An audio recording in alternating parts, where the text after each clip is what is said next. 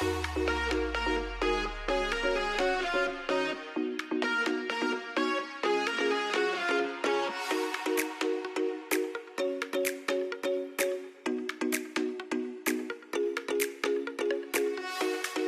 beaucoup.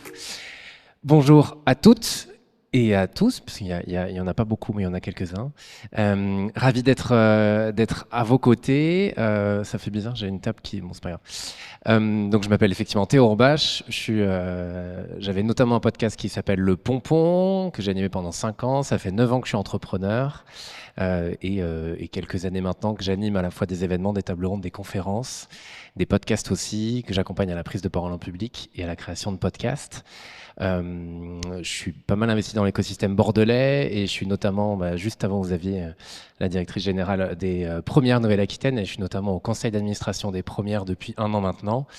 Et donc j'interviens sur des sujets liés à l'égalité, évidemment, au sport, au handicap et tout ce qui est lié à l'impact positif et notamment à tous les enjeux écologiques et sociétaux qui me tiennent particulièrement à cœur. Donc ravi d'être là, d'être avec vous pour cette heure qu'on va passer ensemble et pour cette table ronde comment construire un équilibre pro-perso qui nous ressemble. L'idée de ce que je vous propose, c'est qu'on ait si ça vous va, une quarantaine de minutes ensemble, en tout cas tous les trois, puis après évidemment on vous laissera poser des questions ou partager des expériences, des témoignages, que ça puisse servir à toutes les personnes qui sont là. Donc merci encore d'être venues nombreuses ici. On est très contents. Je vais vous laisser vous présenter si ça vous va, parce que je trouve qu'on se présente que mieux par soi-même avec ce qu'on a sur le moment. Et si jamais il y a un deuxième micro qui revient, je suis preneur. Pour l'instant, c'est non. Et ben, je vais vous faire passer le micro. Bonjour Sandra, qui es-tu Sandra ? Bonjour tout le monde. Moi, je suis Sandra Fiodo. Je suis une ancienne directrice marketing. Je parlais hier du fait que j'étais là il y a 9 ans, à l'époque où je changeais de carrière.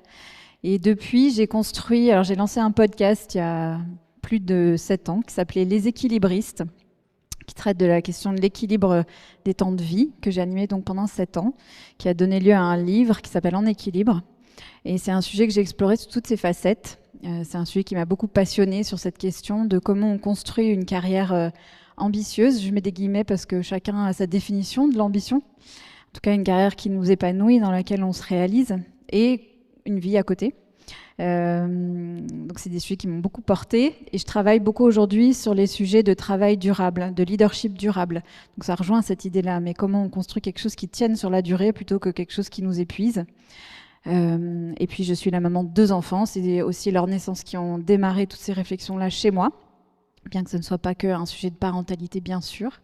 J'ai grandi aux États-Unis, ça imprègne beaucoup mon travail. Et je suis coach aujourd'hui, je coach certifiée et j'accompagne des individus, des groupes sur ces questions-là. Et puis la question du comment on travaille mieux pour vivre bien. Je suis très contente d'être là.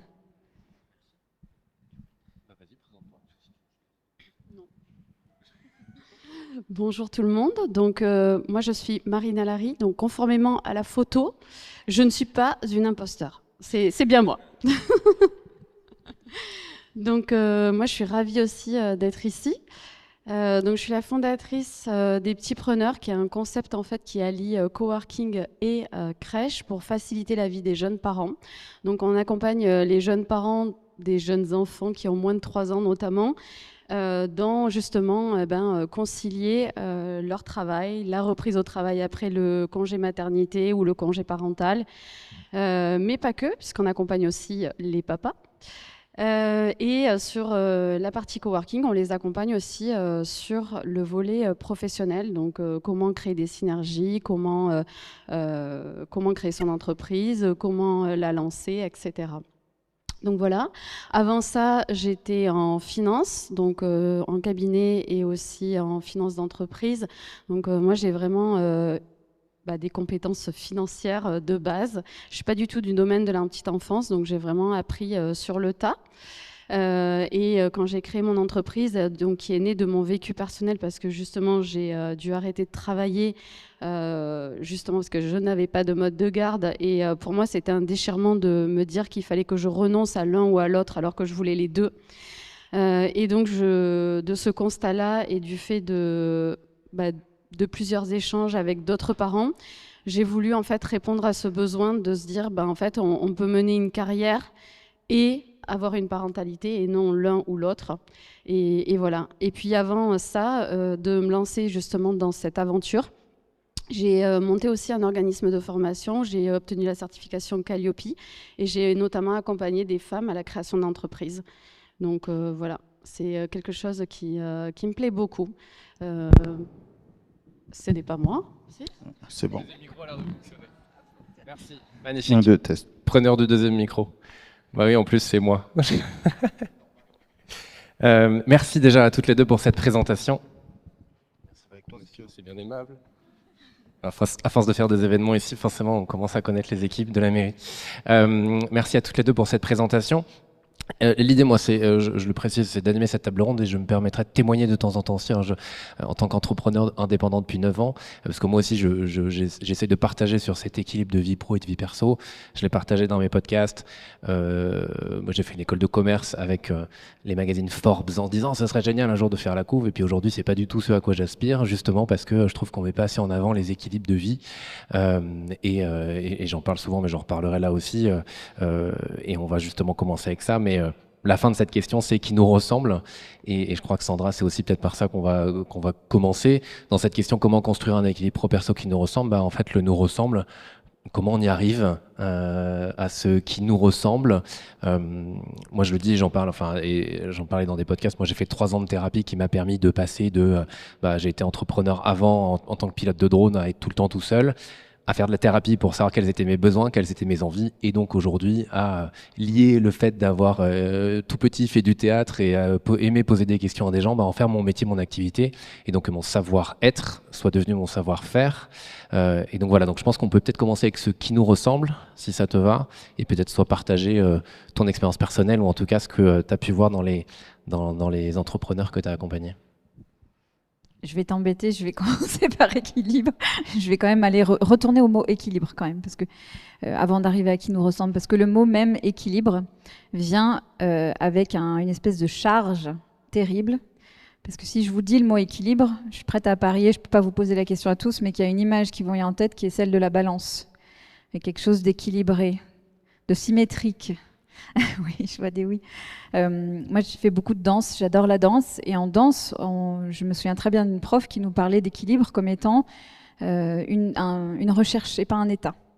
Et on a beaucoup tendance à traiter l'équilibre comme étant un état, un truc auquel on arriverait. Et puis, pouf, c'est génial et ça fonctionne. Donc déjà, repartir de l'équilibre comme étant quelque chose de, par définition, instable, par définition mouvant. Et donc, on aborde le sujet complètement différemment que si on cherche une réponse ou une solution que évidemment on ne trouve pas, sinon on ne ferait pas des tables rondes dessus et tout le monde serait très content. Donc déjà, ce mot en lui-même, il est porteur d'attentes, il est porteur de fantasmes aussi. Et voilà. Et donc, dans ces attentes et dans ces fantasmes, et là j'arrive à ta question, Théo, sur le qui nous ressemble, c'est que comme on est à la recherche de solutions ou de modèles ou de réponses, parce que le déséquilibre, c'est inconfortable, sinon on ne chercherait pas à le fuir, on cherche donc des modèles. On regarde autour de nous et on se dit, tiens, ça a l'air de marcher, ça a l'air de marcher. Dans le livre, je partage un exemple de collègue. Quand j'ai eu mon premier enfant, je regardais autour de moi et je me disais, mais elle a l'air d'y arriver vachement bien.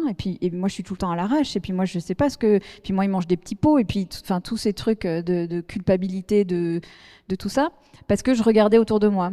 Et c'est quelque chose qu'on fait beaucoup, beaucoup, beaucoup à l'ère des réseaux sociaux, où on passe notre temps, qu'on s'en rende compte ou pas, mais à se comparer aux autres, à se dire, tiens, un tel, il a le poste que je voudrais avoir, je m'étais dit que j'aurais ce poste-là, à ce moment-là de ma vie, je ne l'ai pas encore, c'est que j'ai dû rater quelque chose. Tiens, les enfants, ils sont gérés comme ça a l'air pas mal, je vais essayer.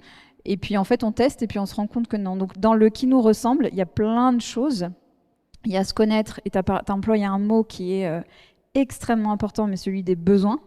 On parle des valeurs, de tout ça, de la connaissance de soi, mais d'arriver à se dire j'ai des besoins, comment je les identifie, comment je les rends légitimes, comment je me dis que si j'ai ce besoin-là, je vais l'écouter et je vais faire en sorte d'y répondre. Il y a tout ça qui rentre en jeu. Je suis brève, on pourrait y passer 4 heures rien qu'avec ça, mais je vais passer la parole à Marine parce que je suis sûre que tu as des choses à rajouter. Oui, complètement. Et après, juste, je complète en disant, quand on a échangé ensemble pour préparer, l'équilibre, effectivement, semble quelque chose de figé. Et ce que tu m'avais dit que je trouvais intéressant, le lien entre la danse et l'équilibre, c'est au final de danser dans le déséquilibre. et donc et je trouvais ça intéressant, cette idée de mouvement justement, et de s'amuser au final d'une certaine manière pour pas être figé, et que c'était ok de pas arriver à cet équilibre figé d'une certaine manière. Oui, complètement. C'est cette idée que moi, je me formule les choses de cette manière. Je me dis l'équilibre, c'est une succession de déséquilibres rattrapés. Donc, en fait, on n'a rien à réussir. On constate qu'il y a un déséquilibre. Il est plus ou moins fort, plus ou moins important. Comment je le réajuste? Est-ce que c'est je revois tout dans ma vie, il y a des grosses choses à revoir? Ou est-ce que c'est en fait, là, cette semaine, j'ai pas pu faire assez de sport, je sais que j'en ai besoin, la semaine prochaine, je réajuste. Mais c'est de partir du principe que l'état, disons, normal, si on veut employer un mot un peu qui veut pas dire grand-chose, mais c'est le déséquilibre. Donc, qu'est-ce que je fais? Comment je retourne vers quelque chose qui me convient mieux? Donc voilà, en effet, le mouvement, vraiment le mouvement. Marine, sur cette notion d'équilibre, à quel moment toi ça t'est soit peut-être venu en tête, ou en tout cas comment c'est venu dans ton parcours de te poser ces questions-là, et potentiellement après de aussi développer une activité pour potentiellement répondre à des personnes qui sont en recherche de cet équilibre vie pro, vie perso? Déjà par rapport à ce que tu as dit, Sandra, moi je trouve que c'est très juste de se dire comment on réajuste en fait sa vie, mais sa vie à soi, dans le sens où par rapport à ses besoins toutes les semaines. Moi je sais que je fais souvent ça aussi, parce que je me dis cette semaine je suis fatiguée, donc la semaine prochaine peut-être que je vais moins sortir ou moins dire oui aux propositions, je vais peut-être faire plus de sport, et puis après il y a quand même un sujet, c'est quand on a des enfants. Donc je sais pas, un sondage à main levée, qui a des enfants dans la salle? Voilà, déjà c'est pas mal. Et donc forcément, quand on a des enfants, il y a aussi des imprévus, hein. Ils sont malades, et donc forcément, parfois c'est frustrant, parce qu'on a besoin aussi de faire des choses pour nous, on a besoin de faire des choses pour notre boulot, mais on a aussi des tout petits qui comptent sur nous. Donc, et c'est en ça aussi où faut accepter, comme quand on a des émotions, les accueillir et se dire que ok, cette semaine j'ai pas pu faire ci, j'ai pas pu faire ça. Après, c'est vrai que je le vois dans les familles qu'on accueille, il y a certains parents, malheureusement, ils n'ont pas trop de choix, parce que ils n'ont pas de flexibilité au travail, par exemple. Donc, quand vous avez un patron ou une patronne, hein, bien sûr, mais qui est pas trop flex, et qui ne veut pas trop entendre les sujets liés aux enfants, notamment quand ils sont malades et qu'on peut pas les accueillir en collectivité, forcément, ça crée des frustrations et ça crée un déséquilibre. Et là, pour le coup, vu que vous n'avez pas la maîtrise totale, c'est difficile d'ajuster. Donc voilà. Mais c'est, en tout cas, de manière générale, l'équilibre, on va dire, on le recherche, et on essaie, du moins le plus possible, de l'ajuster et de se dire comment je peux au quotidien.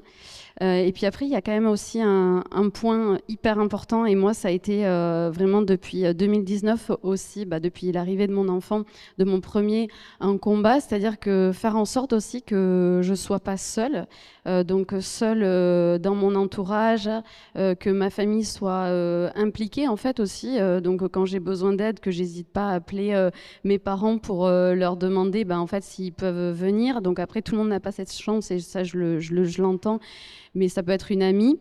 Et après, forcément, son partenaire de vie, ça c'est primordial. Moi je sais que, et c'est aussi le début de mon aventure avec les petits preneurs, je voulais pas en fait me dire qu'il y avait des choses que je gardais pour moi pour ne pas me disputer, par exemple, avec mon partenaire.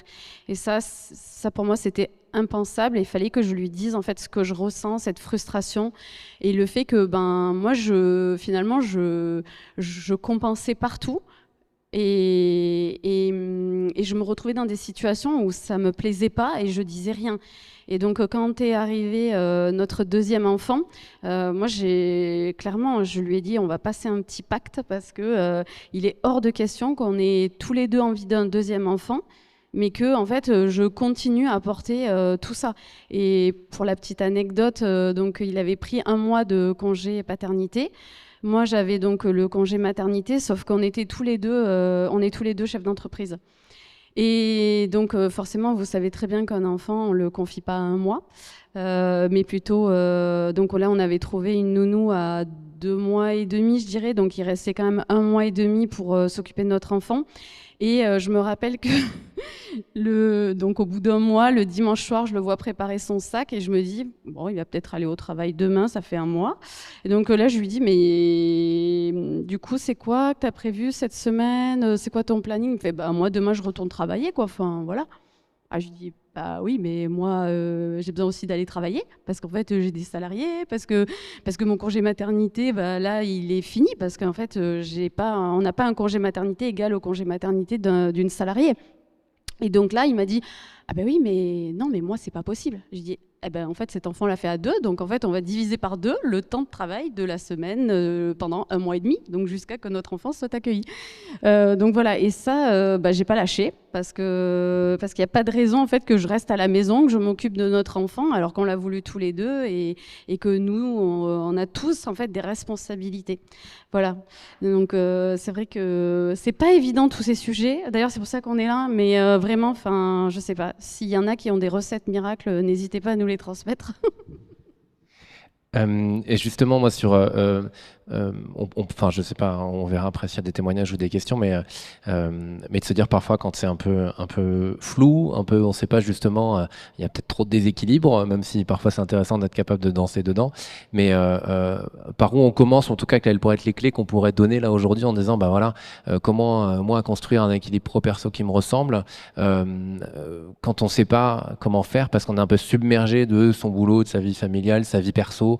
Parce que, enfin, oui. Par où commencer en fait? Quelles sont les premières étapes d'après vous qu'on pourrait mettre en place? Est-ce qu'on fait quoi? Est-ce qu'on fait un état des lieux de tout ce qu'on a dans l'agenda? Ça me prend tant de temps, etc. Est-ce que c'est que de l'organisation? Est-ce que c'est, j'entends qu'il y a de la communication aussi évidemment avec les personnes qui nous entourent. Voilà, d'après vous là, enfin l'idée aussi, c'est aussi que vous puissiez repartir avec des clés d'une certaine manière. Mais d'après vous, par quoi faudrait commencer pour se dire, ok, bah, cet équilibre, alors parfait qui n'est pas possible, mais en tout cas tendre vers quelque chose qui me conviendrait mieux, quel est le point de départ? En fait, toi, tu es en train de parler de situations un peu aiguës quand on se sent vraiment en déséquilibre, c'est ça? Dans l'idée, ouais. Ok, parce qu'il y a un peu le rythme de croisière, on va dire, et puis il y a les pics et tout ça. Il y a plein de choses. La première chose, c'est déjà de se demander si on est dans une phase où on est vraiment complètement submergé, parce que ce mot, il n'est pas neutre, en fait. On peut espérer qu'on ne se sente pas submergé en permanence, parce que là, il y a peut-être quelque chose de plus profond à questionner. Mais si on est dans une phase où on sent que c'est trop, c'est souvent des phases dans lesquelles on n'est pas en mesure de vraiment réfléchir. Enfin, vous avez peut-être déjà ressenti ça, mais quand on est absolument débordé, dépassé, on a une espèce de saturation cognitive qui fait qu'on n'est pas en mesure de décider, de trier, etc. Donc la première chose, c'est de revenir à un état physiologique. C'est pour ça que quand on parle d'équilibre vie pro, vie perso, vous avez peut-être remarqué, on vient toujours à des conseils de gestion du temps. Et la gestion du temps, c'est bien, c'est important, mais on a d'autres ressources. Et on sous-estime l'importance de la gestion de ces ressources-là. Et quand je parle de ressources, c'est l'énergie.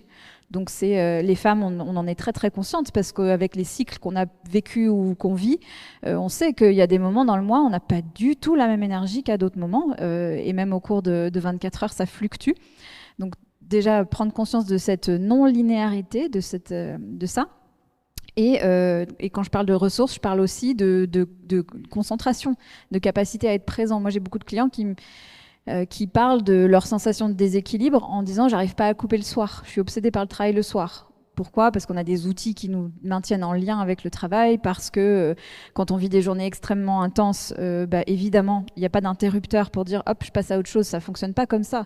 Donc c'est revenir à notre physiologie avant tout, avant de faire des grandes histoires de coaching, mindset, de machin. En fait, physiologiquement, c'est quoi les besoins pour revenir à un état où on est en mesure ensuite de prendre des décisions. Donc c'est se redescendre en pression, ça peut être de la cohérence cardiaque, ça peut être d'avoir des pratiques. On parlait de mouvement tout à l'heure, le mouvement est essentiel. On a des modes de vie extrêmement sédentaires qui sont délétères pour plein de choses, et en particulier aussi ces questions d'équilibre. Donc c'est arriver à se remettre à un niveau cognitif où on puisse accéder à ces ressources cognitives justement. Et une fois qu'on s'est calmé, qu'on s'est apaisé, c'est de se demander, il y a plein d'outils qui existent. Moi, il y a un outil que j'adore, que je fais beaucoup faire à mes clients, qui est l'outil de la roue de la vie, qui est un super outil pour positionner. C'est une forme, comment dire, c'est un camembert, quoi, en 8 grands domaines de vie. Et pour chaque domaine, on vient noter et se dire comment je me sens dans ce domaine-là. J'ai un lien pour vous l'envoyer, j'ai pas de QR code là, mais je pourrais vous donner l'outil. Il est super pour se dire, je me sens comment dans ce domaine-là, parce que quand on parle pro-perso, ça veut rien dire pro-perso. Enfin, dans perso, je suis sûre qu'il y a 50 trucs pour chacun d'entre vous, des choses très différentes. Les parents âgés dont il faut s'occuper, ça peut être la vie sociale, la vie amicale, il y a plein de choses. Donc avec un outil très simple comme ça, on peut déjà aller mettre le doigt sur où est-ce que ça coince, où est-ce qu'il y a des besoins auxquels j'ai pas répondu, des besoins dont j'ai même peut-être pas conscience, parce que ce que j'entends aussi beaucoup chez mes clients, c'est je sais même plus de quoi j'ai besoin en fait. Et en fait, très franchement, je me suis jamais posé la question. Donc c'est arriver à se dire, bah ouais, tiens, dans ce domaine-là, en fait, ça fait des années que j'ai pas fait je reviens toujours au sport, on va dire de la poterie. J'adorerais me lancer dans la poterie, je suis hyper curieuse. Quelle place je fais à ça? Est-ce que c'est aujourd'hui, maintenant? Mon environnement de vie, quelle place il joue là-dedans? Donc cet outil-là, il est top parce qu'il permet aussi d'ouvrir un peu ses œillères pour aller regarder au-delà du pro-perso. Donc il y a cet outil-là auquel je pense qui est très simple. Et puis après, il y a... Enfin, vraiment, cette notion de physiologie, j'y reviens parce que je pense qu'on la sous-estime. Et puis, si on voit qu'on est constamment dans un état comme ça de se sentir submergé, c'est se poser des questions plus profondes sur qu'est-ce qui, dans les fondations de notre équilibre, a besoin d'être revu. Et là, c'est avant tout se poser la question de avec qui on le construit, parce que pareil, l'équilibre, on en fait un sujet solo, c'est organise-toi mieux, fais ta matrice d'Eisenhower et ça va bien aller. Et on voit bien que ça fonctionne pas comme ça. Donc c'est quoi mes systèmes de support, sur qui je me base, enfin sur qui je compte, qui peut compter sur moi. Et puis se demander aussi en termes de cohérence, est-ce que je me sens cohérent avec ce que je suis en train de vivre? Ça, c'est des choses que j'explore dans le livre. Les besoins qu'il y a derrière le besoin d'équilibre. Est-ce que je me sens en cohérence dans mon travail? Est-ce que je suis capable d'amener ce que je suis? Ou est-ce que je passe ma journée à essayer de caler dans un moule qui ne me correspond pas totalement? Voilà, donc ça c'est des premières pistes, et puis des pistes aussi plus profondes si on sent que cet état de débordement il est plus installé, quoi.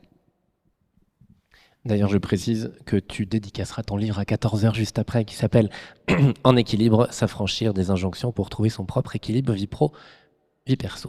Voilà, je me permets de préciser ça. Marine?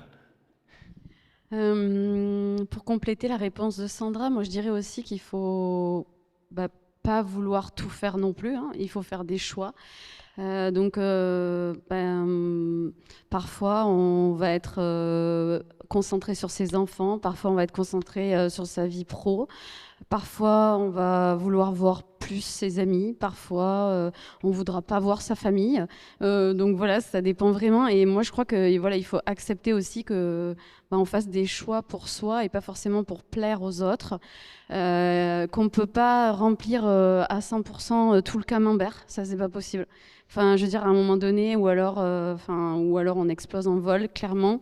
Donc c'est voilà, qu'est-ce qu'on décide. Moi, je sais que tous les ans, après Noël, je pars quelques jours et je réfléchis à ce que j'ai envie pour l'année, me dire c'est quoi mes priorités cette année, qu'est-ce qui va me faire du bien, comment je vois ma vie de famille, qu'est-ce que j'aimerais faire comme nouvelle activité, ou je me pose des questions et après je me dis est-ce que ça va passer, ça va pas passer.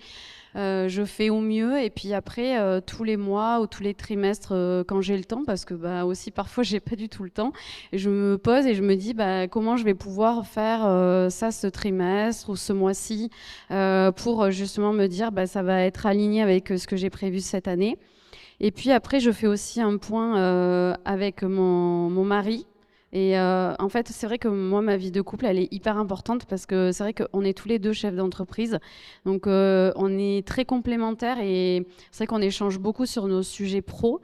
Et pour moi, c'est hyper important aussi de partager ce que je ressens aussi personnellement par rapport à ma place dans la famille, à ma place dans ma société. Et donc, à chaque fois, j'essaie aussi de me dire que parfois j'ai des contraintes et donc est-ce que ça va être OK pour lui si par exemple je m'absente ou je m'occupe moins des enfants et inversement, est-ce que lui aussi il a ces contraintes-là?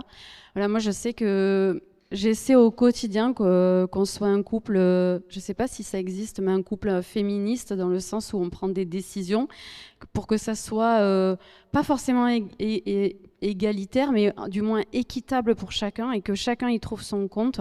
Et la communication, elle est vraiment importante.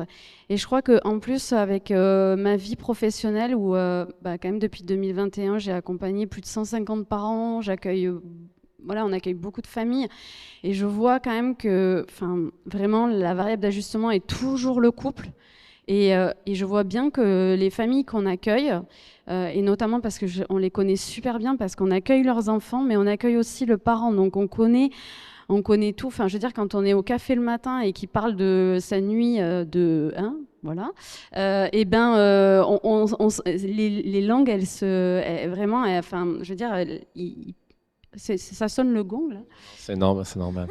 Et donc là, je vois les difficultés qu'ils rencontrent et vraiment, on va dire le top 3 des problèmes, hein, le top 3 qui revient tout le temps, c'est la communication dans le couple, le sommeil et la frustration.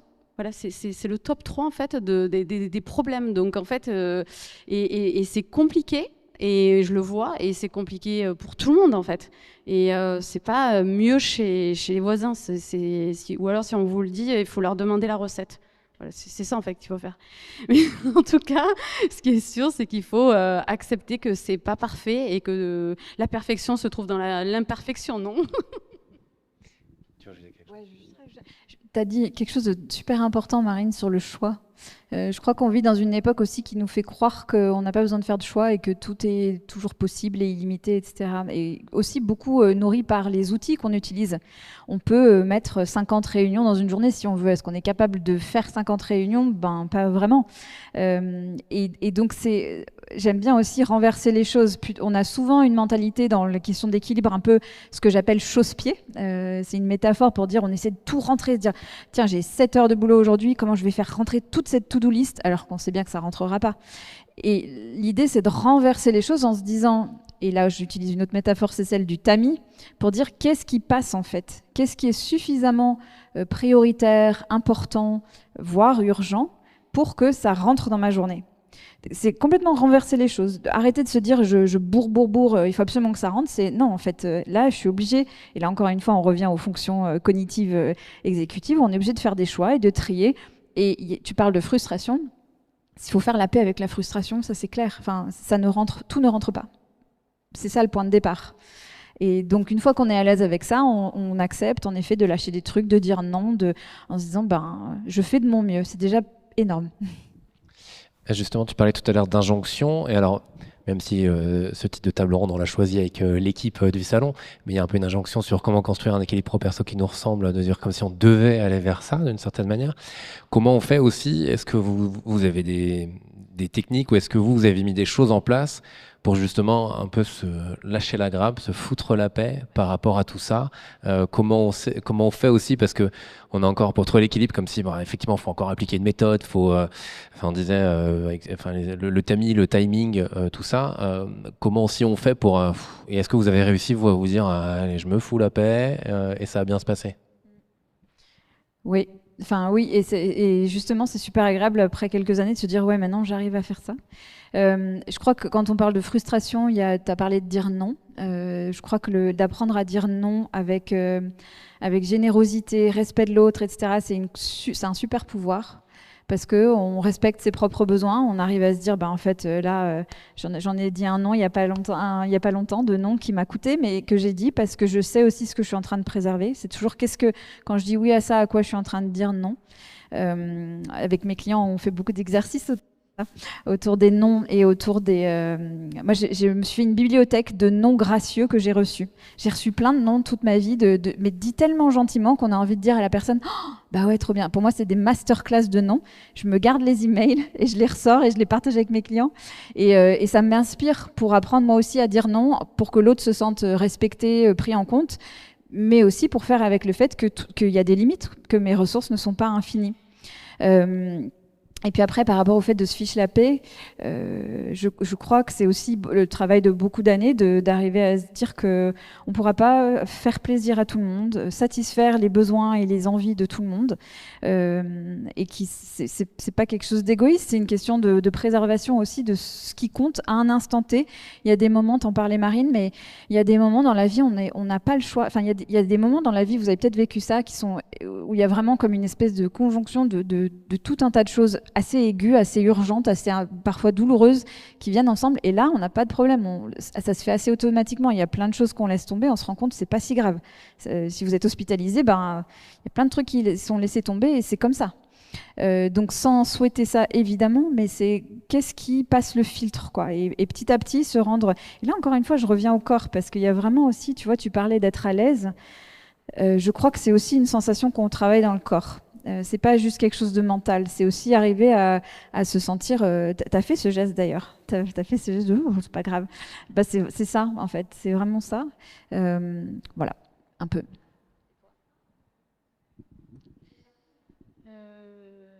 J'ai une absence, voilà, c'est la fatigue. Non, mais en fait, je suis vraiment... Là, par exemple, je suis dans un état de fatigue, si je parle concrètement. Et en fait, je vais peut-être parler d'un cas concret. C'est vrai que moi, j'ai vécu... j'ai ouvert un deuxième lieu en octobre à Bordeaux. J'ai passé mon mois de décembre et mon mois de décembre a été très intense et je l'ai pas vu venir et ça a été très très difficile pour moi à un point où mon temps a été vraiment focus sur ma vie professionnelle et où j'ai passé beaucoup moins de temps en famille. J'ai fait 3 semaines sans sport, ça ne m'arrive jamais. Je fais en moyenne 2 à 3 fois du sport par semaine parce que c'est mon échappatoire. Et là, j'ai pas pu et j'ai vraiment très mal vécu. Je savais que j'arrêtais pas de me dire, mais t'inquiète pas, c'est pas grave, c'est 4 semaines, ça va passer jusqu'aux vacances de Noël, etc. Et je l'ai vraiment mal vécu. Et en fait, je me suis rendu compte quand les vacances de Noël sont arrivées, déjà, forcément, je suis tombée malade. Et alors rien de grave, mais on dit toujours que le corps, quand il lâche, voilà, vous avez toujours un petit virus qui traîne et hop, vous l'attrapez. Et vraiment, là, je me suis dit, mais en fait, t'as frôlé le burn-out tellement que tu t'es mis dans une mission. Et en fait, je voulais tellement atteindre certaines choses que, alors j'ai réussi. Et du coup, après, j'étais plutôt fière de moi. Mais je me suis dit, mais en janvier, je vais prendre le temps. Et en fait, par exemple, j'ai coupé tous mes réseaux sociaux. J'ai dit non à toutes les invitations et je me suis dit je vais me recentrer sur mon énergie, sur comment je peux rééquilibrer tout ça et comment je peux réussir cette ouverture sans aussi empiéter sur ma vie perso. Donc je me suis concentrée sur mes enfants et sur mon travail et puis ça m'a fait un bien fou. Et fin janvier, je me suis dit, t'as bien fait de faire ça parce que ça t'a fait du bien et t'en avais besoin. Et en fait, si je vous partage tout ça, c'est parce qu'en fait, je crois que même l'équilibre, on a beau le chercher, de toute façon, je pense que l'équilibre parfait, on le trouvera jamais. Et après, qui nous ressemble, il y a tellement de paramètres que c'est très compliqué. Donc, pour moi, c'est en fait plutôt, je me dirais, au quotidien, je vous invite, et c'est peut-être là mon conseil, à vous dire, mais en fait, qu'est-ce qui se joue pour moi à cet instant? Qu'est-ce qui se joue pour moi dans ma vie? Qu'est-ce que vraiment j'ai envie de faire, autant dans ma vie pro que ma vie perso, que ma vie familiale? Qu'est-ce qui compte en fait pour moi et en fait se dire que c'est ça ce que vous allez ressentir ici qui va être votre boussole et qui va vous driver en fait dans votre vie et qui va vous dire là je suis au bon endroit et là je suis au mauvais endroit. Et si je suis au mauvais endroit, de toute façon vous allez le ressentir direct dans votre corps parce que vous allez ressentir un peu un sentiment un peu désagréable et c'est comment en fait, et après c'est se dire c'est quoi les solutions en fait qui s'offrent à moi pour que ces émotions ou cet état dans lequel je suis est le moins désagréable possible. Mais dans tous les cas, vous allez remercier votre corps parce que s'il vous dit que vous n'êtes pas bien face à cette situation, c'est que déjà il vous le dit en fait. Donc déjà, ça c'est top parce qu'en fait, ça veut dire que vous savez ou votre corps sait quand ça va pas ou quand ça doit être ajusté. Voilà, moi c'est un peu ça. La question était pour moi. C'était quoi la question déjà que je vous ai posée? D'apprendre à être à l'aise avec le fait de ne pas pouvoir tout gérer. Ah oui, effectivement, d'apprendre à être à l'aise avec le fait de ne pas pouvoir tout gérer. Merci Sandra, j'étais pas prêt, je préparais ma prochaine question pour vous, donc forcément mon cerveau était ailleurs. Je vais te poser des questions. Oui, t'as raison. Merci Sandra de me le rappeler. Quand est-ce que c'est arrivé? Mais je crois que ça se fait au fur et à mesure en fait, et à un moment donné, effectivement, moi pendant très longtemps, il se passe plein de choses effectivement dans la vie, et pendant très longtemps, j'étais, même quand ça fait 7 ans que j'habite à Bordeaux, je suis arrivé avec une casquette d'entrepreneur, j'ai fait du réseau, il y a eu le podcast, etc. J'ai beaucoup eu la FOMO, la fear of missing out, la peur de manquer quelque chose. Et donc quand on est entrepreneur solo, il y a 7 ans, je suis arrivé à Bordeaux, je connaissais littéralement 3 personnes, dont un retraité et un couple d'amis qui sont dans le salariat et qui voyaient que leurs collègues. Et donc j'ai constitué mon réseau au fur et à mesure. Et donc j'ai beaucoup rencontré, j'ai fait des petits déj à 7h du matin jusqu'à 3 événements dans la même soirée. Et en fait, au bout d'un moment, comme tu le disais, j'ai aussi écouté le corps. À un moment donné, quand il parle, quand tu as les cervicales bloquées tous les 2 mois, que tu vas encore chez l'ostéo, et que tu essaies de mettre des choses en place et que tu te rends compte que au final, effectivement, tu es encore un peu la tête sous l'eau. Petit à petit, mais ça prend du temps, j'ai commencé à me foutre la paix, à me fiche la paix, comme tu le dis un peu plus joliment. Et en me disant que c'était OK de ne pas pouvoir tout faire, que c'était OK d'avancer sur certains projets, parce qu'avant j'avais vraiment cette image du DJ ou plutôt du lingé lumière qui avance tous les trucs en même temps mais petit à petit. Et en fait vraiment cette tablette avec tous les petits boutons avancés. Et à un moment donné, je me suis dit, en fait, tu peux en laisser quelques-uns de côté, ils viendront plus tard, et tu vas plutôt en avancer un gros d'un coup. J'ai vraiment cette image-là de l'ingé en spectacle qui doit avancer sur tous les trucs comme ça, mais sauf que ma vie, c'était tout le temps ça. Et donc, j'ai laissé couler, j'ai accepté, par exemple, typiquement, alors, moi, mon activité fait qu'en début d'année, c'est un peu plus calme. Accepter qu'en hiver, j'ai moins d'énergie, il se passe moins de choses pour moi, que là, lundi, il faisait beau, donc j'ai passé ma matinée au jardin public à lire, à parler avec une mamie assise à côté de moi avec qui j'ai ouvert la discussion, et accepter de maintenant, par exemple, faire mes rendez-vous, j'habite derrière le jardin public, d'aller faire mes rendez-vous dans le centre à pied, et donc de prendre le temps de marcher aussi, et alors qu'avant j'étais tout le temps à vélo, à prendre mon vélo à fond les ballons, avec un casque évidemment, mais à fond les ballons quand même, pour aller d'un rendez-vous à l'autre. Et en fait, c'est petit à petit se dire que, comme tu disais, c'est aussi gestion de l'énergie. Donc au lieu de se caler 10 rendez-vous dans la journée, d'en caler moins et d'être plus présent sur les rendez-vous dans lesquels on est. Et voilà, l'équilibre s'est fait petit à petit. Et puis en fait, c'est comme on dit, qu'est-ce qui nous convient, quoi. C'est pas forcément les exemples qu'on a sur LinkedIn ou sur Instagram ou sur que sais-je de tout est beau, tout est joli. Pour certains c'est peut-être le cas, mais souvent il y a quand même une belle peinture par-dessus tout ça.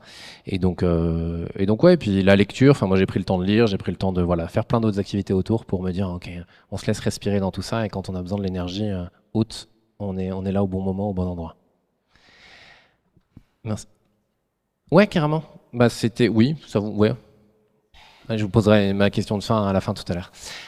On vous propose maintenant de vous passer le micro pour poser des questions, si cela vous convient. Et ouais, si jamais une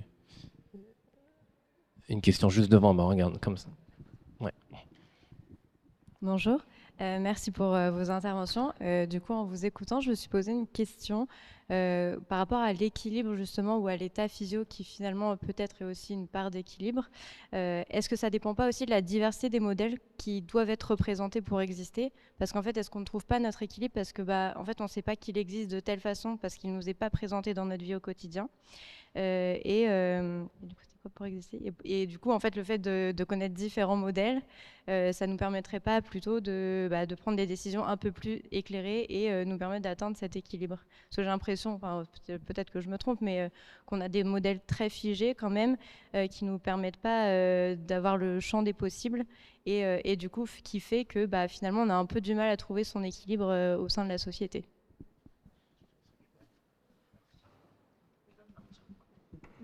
Oui, d'accord. Okay. Je sais pas, quelqu'un peut répondre? Ok. En effet, et c'est super intéressant ce que vous dites, c'est que Il y a encore une métaphore que je trouve super chouette, qui est de l'inspiration, mais au sens noble du terme. Pas l'inspiration pour copier en se disant ça va marcher pour moi, mais comme si on enfilait différentes tenues pour se dire qu'est-ce qui me va le mieux, quoi. Et en effet, on a besoin de plus de modèles, mais c'est vrai qu'on vit, et notamment le monde du travail impose beaucoup ça, où le monde du travail a été créé pour ce qu'on appelle le travailleur idéal, qui est le travailleur des années 50, 60, où c'était une division très genrée des rôles dans les foyers.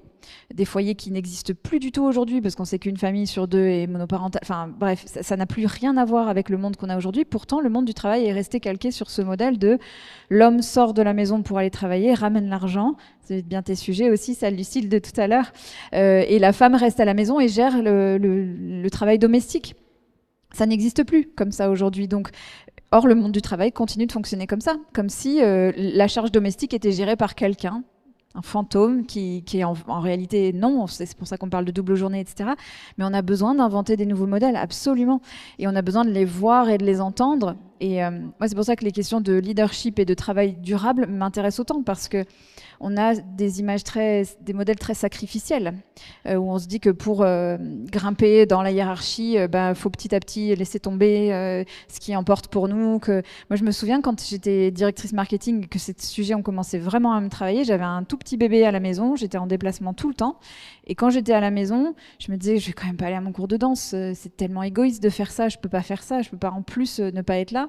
J'avais personne autour de moi qui vivait une vie similaire et qui aurait pu me dire, tiens, regarde, peut-être que ce déplacement-là, tu peux ne pas le faire. Il fallait suivre le rythme de personnes qui avaient une vie complètement différente de la mienne. Donc plus on peut valoriser des modèles différents, moi j'encourage tout le temps les gens avec qui je parle à parler de leurs contraintes de vie, contraintes au sens noble, mais la réalité, le fait que en fait, la vie ne s'arrête pas quand on met les pieds au bureau, et là je parle de salariat, mais de dire, tiens, j'ai tel truc qui m'occupe, j'ai un rendez-vous médical, j'ai une livraison de machine à laver, j'ai un parent dont il faut que j'aille faire le tour des EHPAD parce qu'il est en perte d'autonomie.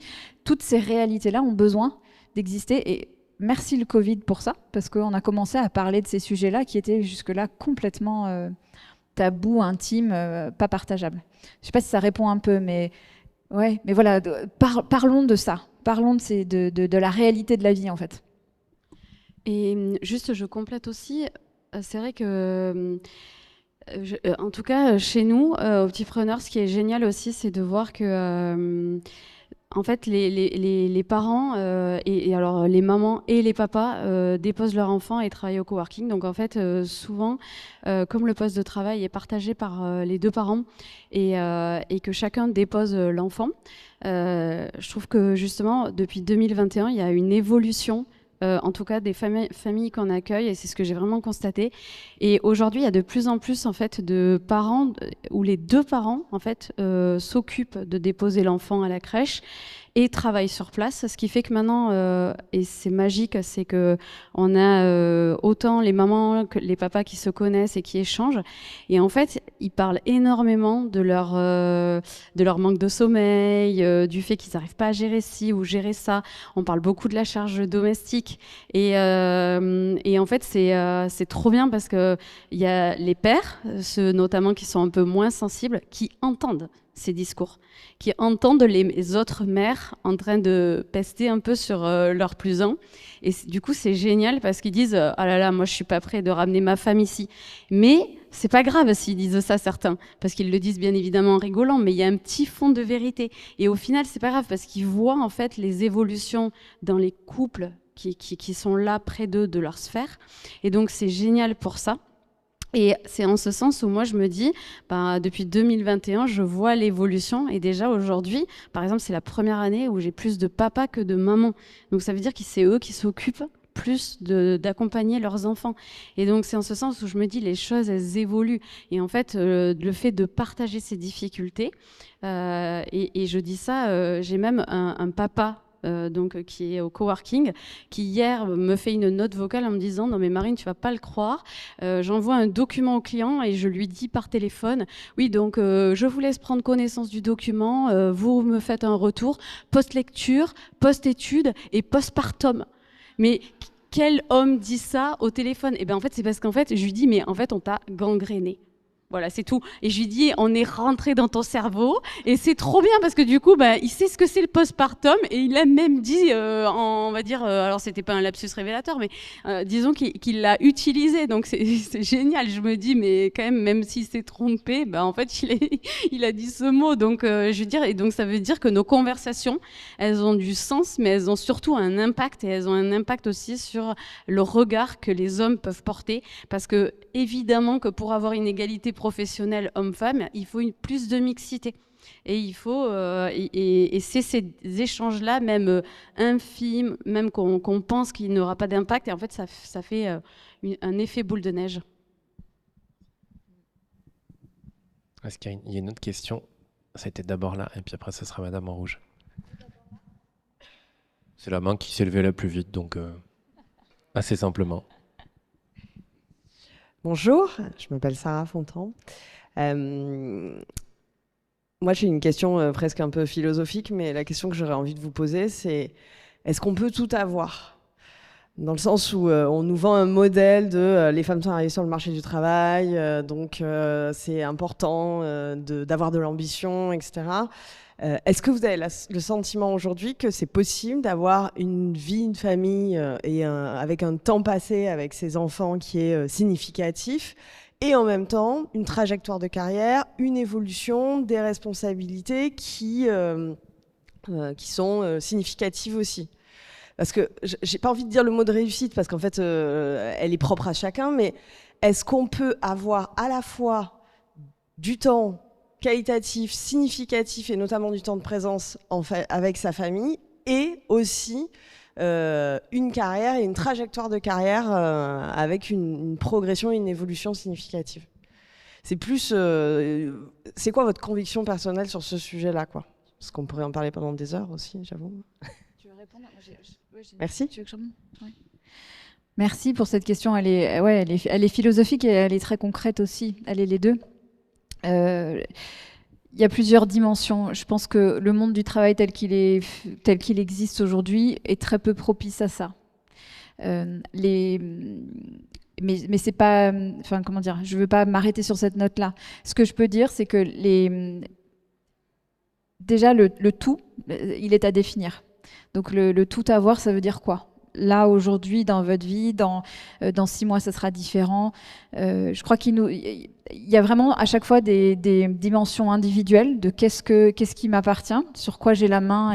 Et justement, notre responsabilité, c'est de définir le tout. C'est de dire qu'est-ce qui rentre dans mon tout aujourd'hui. Et peut-être que je lâche certaines choses parce qu'elles sont moins prioritaires.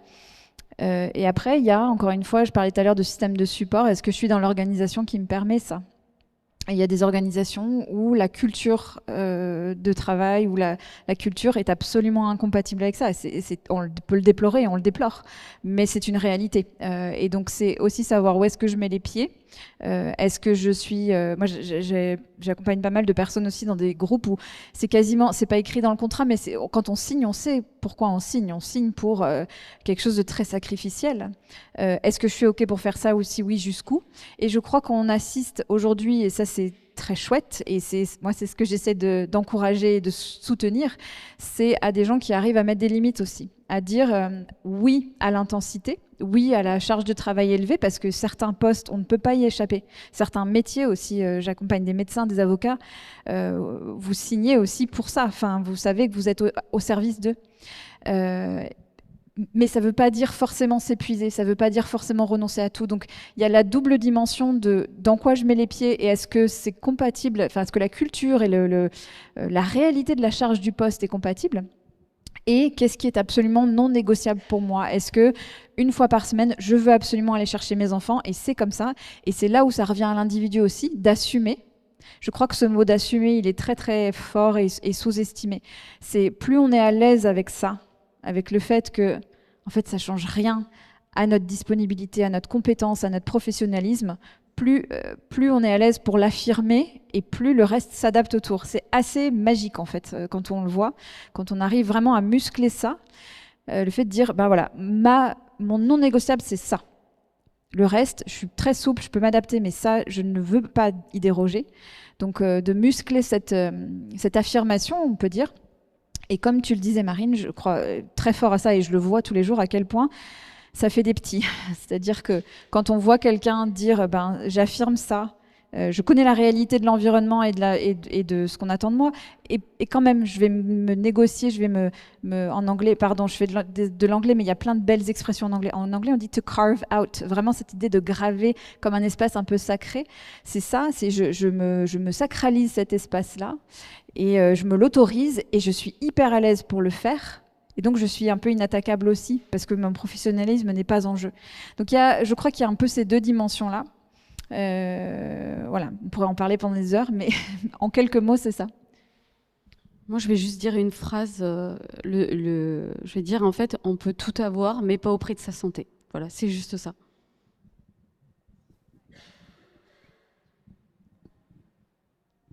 Alors j'étais sur la même thématique en fait, mais elle était plus orientée, ma question. Est-ce que on ne doit pas évoluer vers une posture, on était plutôt sur du perfectionnisme, vers une posture où on se connaît, on sait un peu plus nos besoins et d'être sur une posture plus stratège et donc orientée et avec des choix en fait.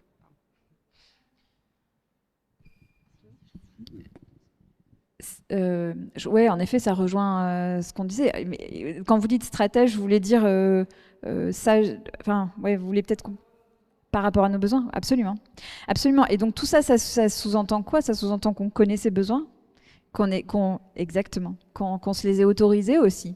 De se dire, parce que parfois le risque, pour en revenir à ce que vous évoquiez, c'est de se dire, oh, je vois tout le monde autour de moi fonctionner comme ça. Attends, je vais quand même pas être celle qui fait ci ou celle qui fait ça ou celle qui demande tel aménagement, ça se fait pas, je le fais pas. Donc c'est se dire non, c'est tellement important pour moi que je vais l'affirmer, je vais muscler mon assertivité par rapport à ça, et puis embarquer aussi l'organisation là-dedans. Je sais pas si ça répond à votre question.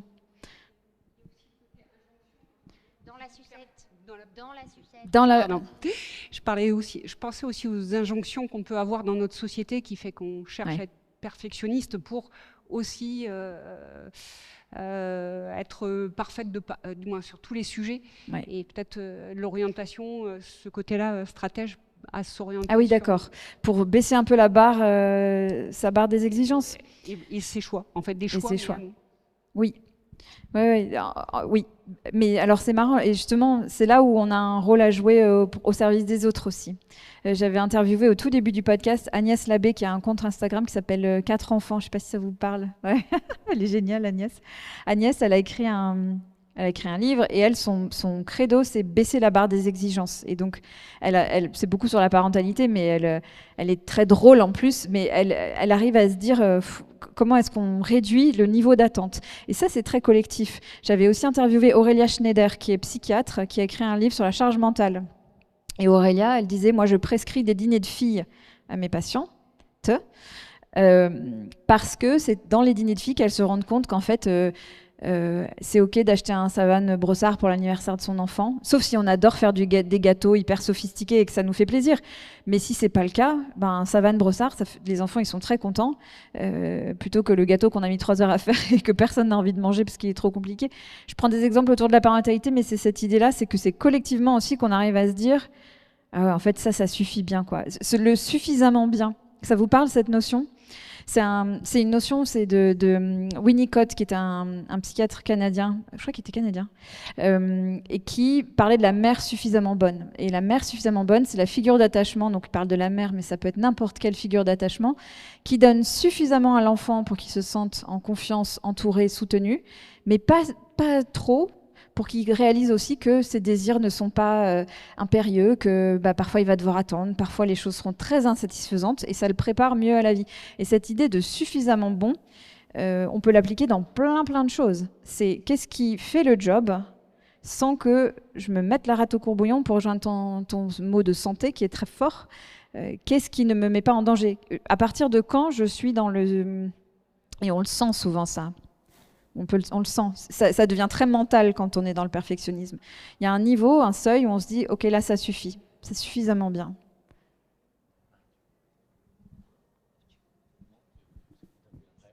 Tu veux conclure? Vous voulez conclure? Tu veux? Vas-y. Tu dis un dernier mot et après je peux... Tiens Théo. Ok, ça marche. Merci. Merci. Et moi, j'ai retrouvé un mot suédois qui est lagom, et en fait qui veut dire juste ce qu'il faut. Et voilà, et je trouve ça très chouette on arrête la perfection, on arrête tout ça et tous ces modèles. Et je pense que le modèle perfectionniste est toujours trop, et il est quand même vraiment en train de basculer. En tout cas, moi, c'est l'impression que j'ai, qu'on arrête de mettre. Il y a évidemment toujours des personnes qui vont le mettre en avant, et les médias majoritaires continuent de mettre ça en avant, mais il y a de plus en plus, je trouve, de personnes, et je parle de médias parce que c'est ce qu'on regarde aussi évidemment, qui mettent en avant juste ce qu'il faut. Et parce qu'on en a aussi besoin, planétairement parlant. Bref. Merci beaucoup, merci à toutes les deux, merci à vous pour votre écoute et vos questions. C'était très chouette de passer ce temps-là. Donc je le rappelle, Sandra, tu restes pour ton livre et échanger avec vous, évidemment. Merci Marine, merci Sandra, merci à toute l'équipe aussi du salon. Merci beaucoup. Et avec plaisir. Et puis on se retrouve de toute façon tous les trois sur les réseaux, évidemment. On peut poursuivre les échanges. Bon après-midi à vous. Bon après-midi.